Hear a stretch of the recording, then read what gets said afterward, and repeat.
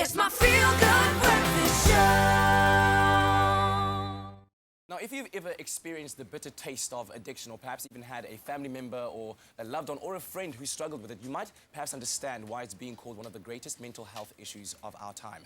And now the third annual South African Recovery Film Festival, which starts off tomorrow in Johannesburg and in Cape Town, aims to raise awareness about addiction and recovery through a series of documentary films. But before we chat to our guests, here's a taste of what you can expect. Cheers! In this country, we drink to numb. It's like we've got a spiritual craving, a yearning, and we don't have the language, we don't have the codes to express that. The wiring of the brain now is losing its capacity to stay focused. Bipolar disorder affects everything.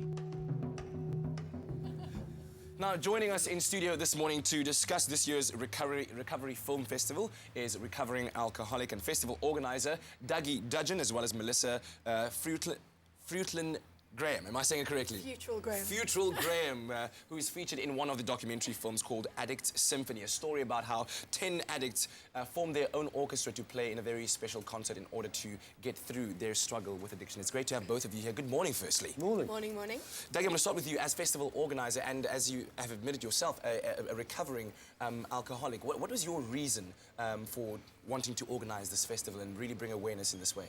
Well, I think there's so much shame and stigma attached to being, you know, when you're in alcoholism or addiction. Mm-hmm. And we don't celebrate enough the fact that people get into recovery, you know? Mm-hmm. The figures that are widely accepted, about 10% of any given population is kind of prone to addiction.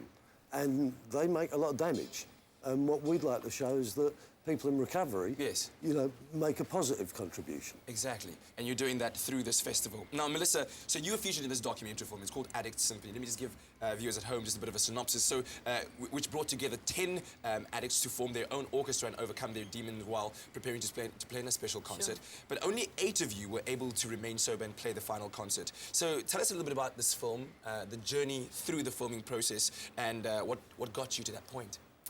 So it all happened in 2013, and what got me to that point was, you know, a long line of events of realizing that I'd had enough of the lifestyle that I was leading. Mm-hmm. And a very long story short, I decided that I needed some help, so I went to rehab, and I came to South Africa.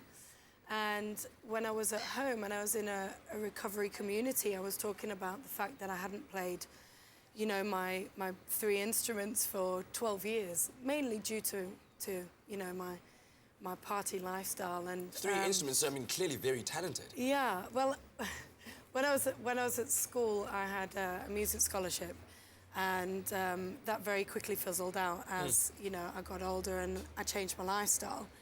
And I was talking about it in a great community, and somebody mentioned that James McConnell, who was the brainchild behind the documentary, was putting together the 10 addicts and alcoholics in recovery, because he'd actually lost his son to a heroin overdose a couple of years before. Yes. And they'd had a conversation about the fact that people, you know, generally had gifts and, you know, all of these musicians that struggle with mental health and addiction problems, and wouldn't it be amazing to get them together to create a piece of music? Yeah. So it was a great opportunity to do so, and that's how I ended up there, really. Wonderful. And tell me more about the power of music, because, I mean, it's been said that it can be used for many different kind of therapeutic treatments, but in your particular case, how it played a role, and maybe how other people struggling with addiction out there could just find a way of filling that gap. Sure.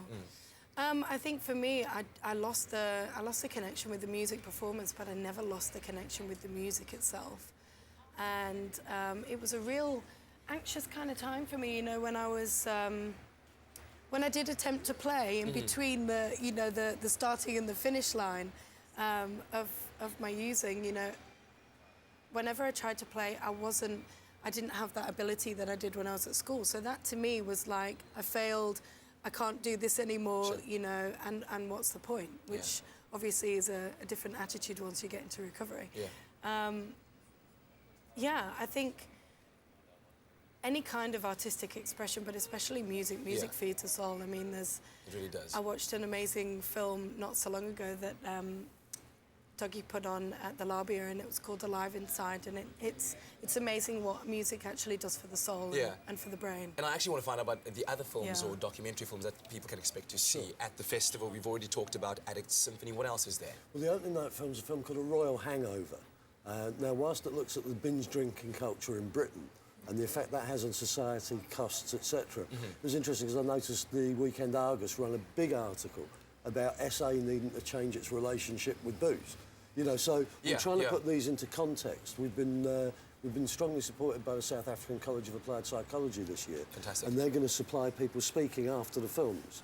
So even the films that may be about another territory, right, we're going to put them into a South African context and have a conversation after the film Yeah. to see how that affects here. Yeah. We've got a film on Friday night, Cocaine Unwrapped, which looks at the social costs of cocaine from its growing right through to when it hits the streets. Yeah.